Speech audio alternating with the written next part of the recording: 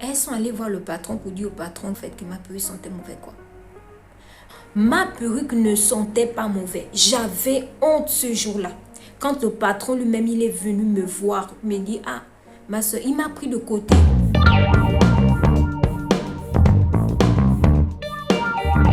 C'est l'heure du story time. Mais avant de commencer, je tenais à dire merci à toutes les personnes qui s'abonnent à ma chaîne YouTube. Vraiment, ça me fait plaisir. Et toi qui regardes cette vidéo, abonne-toi. Alors, je suis arrivée ici au Maroc il y a déjà plusieurs années en arrière que l'histoire s'est passée. J'ai bien voyagé. Je suis descendue à l'aéroport du Maroc. Tout s'est bien passé. Il y a une personne qui est venue me chercher pour m'amener à la destination, à la ville auquel je devais habiter. On est monté dans le train et on a fait plusieurs heures. Voilà, tout s'est bien passé. Donc, je suis partie d'abord à Fès et j'ai fait 1 mois là-bas et j'attendais à ce que les choses puissent commencer. Et je me suis décidée, je ne vais pas rester comme ça. Je vais chercher un travail. Donc, j'ai cherché le travail. J'ai trouvé un travail à Meknès, en plus à la ville où je devais rester. Et j'ai rencontré une personne qui m'a parlé de ce travail. C'était un Marocain très, très gentil.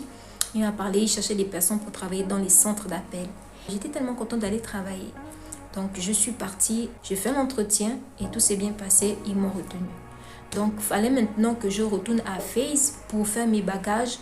Le même jour, j'ai cherché un agencier pour trouver une maison et il m'a aidé à trouver la maison. J'ai trouvé une maison de 2 chambres auxquelles je devais partager avec une compatriote aussi qui n'était pas encore arrivée. Elle devait venir me rejoindre. Donc, moi, je suis retournée à Fès.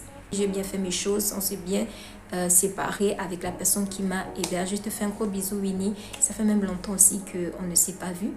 Mais je lui souhaite du bien. Vraiment, elle était très bien avec moi. Et après ça, je suis partie à Meknès pour aller vivre là-bas. Et le lendemain, je devais partir au travail. Et je suis partie au travail et j'ai rencontré maintenant le patron. Il cherche des personnes qui parlent bien français pour bien communiquer avec la clientèle. Donc, j'ai trouvé le travail, j'ai commencé à travailler. Je n'avais pas d'expérience, c'était la première fois que je travaillais dans un centre d'appel. Et j'étais tellement, on appelle ça comment, j'avais tellement peur parce que je me retrouvais dans ce travail, j'étais la seule noire et j'étais entourée des Arabes. Mais la majorité, ils étaient gentils avec moi. J'ai rencontré vraiment une personne très très gentille, il s'appelle Ismaël. Et même jusqu'à aujourd'hui, on est toujours amis. Donc, on se suit sur les réseaux sociaux, vraiment très très sympa. Et ensuite, j'ai commencé à travailler, mais il fallait que je fasse une formation pour bien comprendre le système du travail en question. Voilà, les centres d'appel, comment il faut parler avec des gens, comment il faut intervenir, tout ça. Je n'avais pas d'expérience encore sur ça et j'ai fait la formation pendant 1 mois. Mais j'étais tellement excitée de travailler parce que je ne voulais pas rester comme ça. Donc, le patron aussi, il était très gentil avec moi. Il était marocain, sénégalais. Donc, je venais tout le temps maintenant au travail, ça va, ça se passait bien avec les autres, voilà. Mais je n'étais pas vraiment en moi, quoi. Je me sentais pas à l'aise. Pourquoi? Parce que je me retrouvais seule. Je n'avais pas aussi une personne qui était comme moi. Voilà, un blague, tout ça. Mais j'étais la seule, je me sentais pas vraiment bien. Mais ils étaient toujours là, ils venaient vers moi, ça va, Laetitia, tout ça. Et ensuite, ils recrutaient d'autres personnes, voilà, pour venir faire la formation. 2 jours, 3 jours... Puisqu'elles sont venues, moi j'avais déjà commencé, je partais déjà ma 2e semaine. Parce que normalement le deal c'était de faire 1 mois de formation et la formation était payante. Donc elles sont venues me trouver. Donc moi j'avais déjà fait plus de 2 semaines. Voilà, elles sont venues 3 jours, 4 jours. Ah, c'est là où le cauchemar a commencé. Le pire est arrivé. C'est que les maghrébines là, elles m'ont fait dans la salle de là où on faisait la formation. Franchement, je ne m'attendais pas à ça. C'est-à-dire que quand je venais m'asseoir, elle reculait. Elle partait s'asseoir entre elles-mêmes. Et j'étais seule. Tout ça, c'était bizarre. Ça. Je n'arrivais pas à m'intégrer. Même quand je souriais bonjour. Jusqu'à ce que je ne savais pas qu'elles complotaient un truc contre moi. Elles sont allées voir le patron. Pour dire au patron que moi, ma perruque sent mauvais. Elle pouvait venir me dire ça. Entre femmes. Ah, ma soeur ou mon amie. Parce qu'ici, eux, ils appellent les blagues mon ami. Ah, ma soeur, tu as ta perruque là, ça, elles sont mauvaises. Mais elles sont parties dire au patron. J'étais choquée. Ma perruque ne sentait pas mauvais. J'avais honte ce jour-là. Quand le patron lui-même, il est venu me voir, il me dit, ah, ma soeur, il m'a pris de côté. Un homme. Il m'a dit, oh, on est venu me voir. Les jeunes filles que j'ai recrutées sont venues me voir pour me dire que ta perruque sentait mauvais. Je voulais le jour-là partir. J'avais honte, j'étais mouillée. Et puis le patron m'a parlé, il m'a dit, je sais que c'est faux, qu'elles ont fait ça pour te faire du mal. Et puis, elles sont venues en groupe. En plus, ces jeunes filles maghrébines, elles étaient en groupe. Elles étaient 4 ou 5 comme ça, là, qui sont allées voir le patron.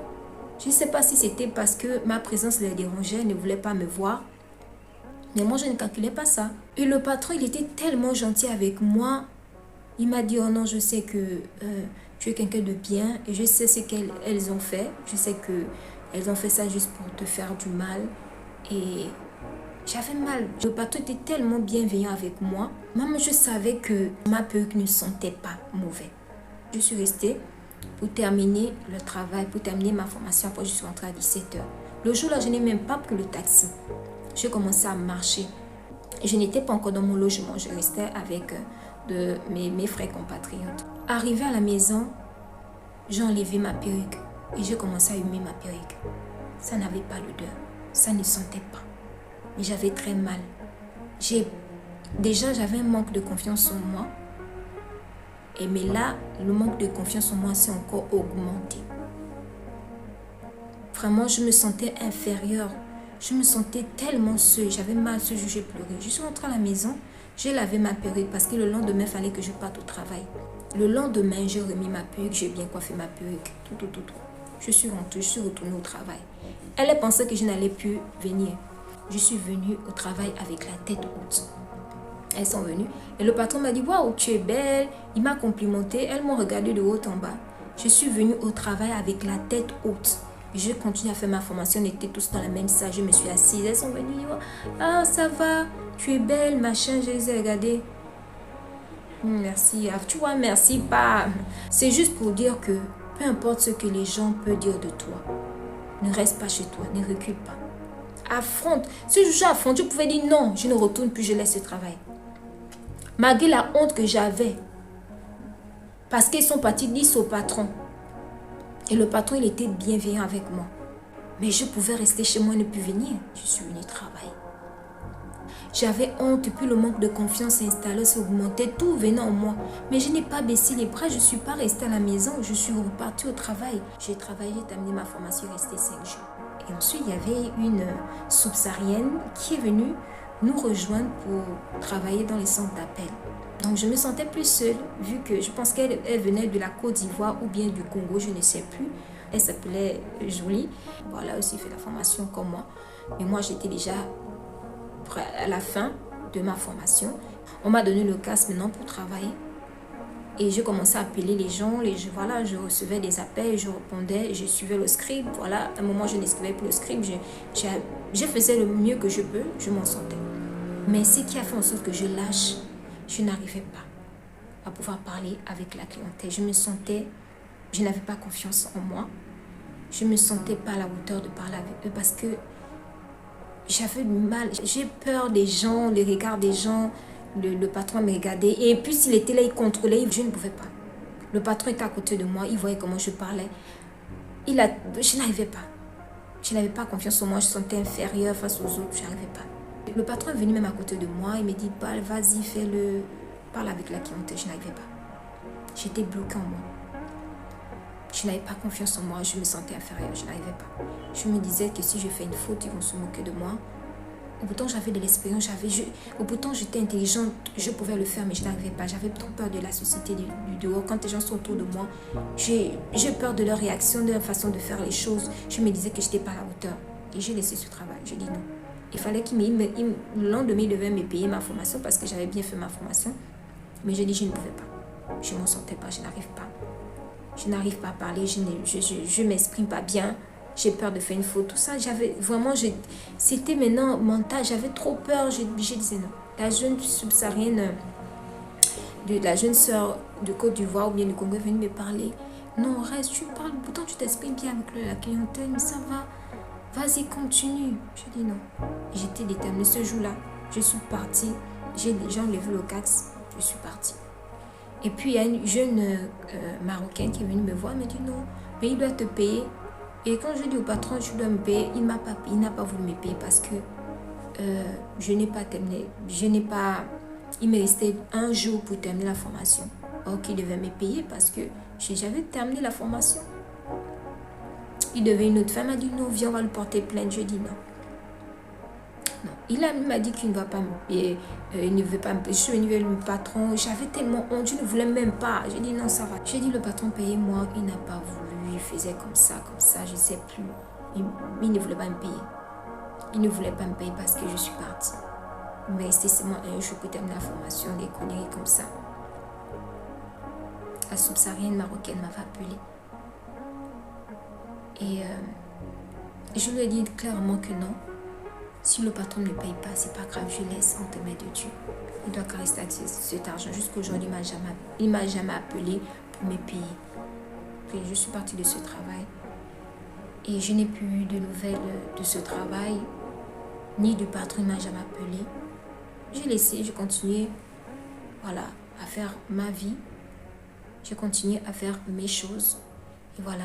Donc c'est juste pour dire que il y a des situations auxquelles dans la vie, ça peut venir te déstabiliser. Malgré ce que la société du dehors a laissé en moi, le manque de confiance, la honte, l'humiliation, mais je n'ai jamais baissé les bras. J'ai toujours trouvé le travail et je souffrais en moi de ce qu'on a laissé en moi. Mais c'est un travail que je devais enlever en moi, cette négativité, ce que les gens pensaient de moi et même ce que moi je pensais de moi négativement. Parce que ça détruit. Et je me suis dit non, il ne faut pas que je reste comme ça, il faut que je me lève. Il faut que je me lève pour ma vie. Peu importe les moqueries, l'humiliation. Je suis allée chercher d'autres travail. Je suis partie, j'ai cherché d'autres travail. Mais je n'arrivais plus à trouver le travail. Je suis allée maintenant dans une autre ville, à Rabat. Et à Rabat est mieux même que les villes auxquelles j'étais. À Rabat, j'ai trouvé le travail. J'avais ce manque de confiance en moi. Je suis quelqu'un de déterminé. Peu importe l'humiliation, peu importe ce qu'on peut me faire. Mais je vais toujours aller. C'est ce qui est bizarre avec moi. Je vais toujours aller. Mais j'aurai toujours cette peur d'être proche des gens. La peur des gens. Le regard des gens. Mais ça ne veut pas dire que si tu viens vers moi, tu me fais un truc, je vais te regarder. Ah non. Ah là, il faut me connaître pour ça. Mais c'est juste que je n'aime pas la méchanceté des gens. Ça dérange mon esprit. Donc voilà un peu l'histoire que je voulais vous raconter. Dites-moi en commentaire ce que vous en pensez. Si vous avez aimé la vidéo, abonnez-vous, likez et faites partie de ma communauté. Bisous, que Dieu vous garde. À la prochaine.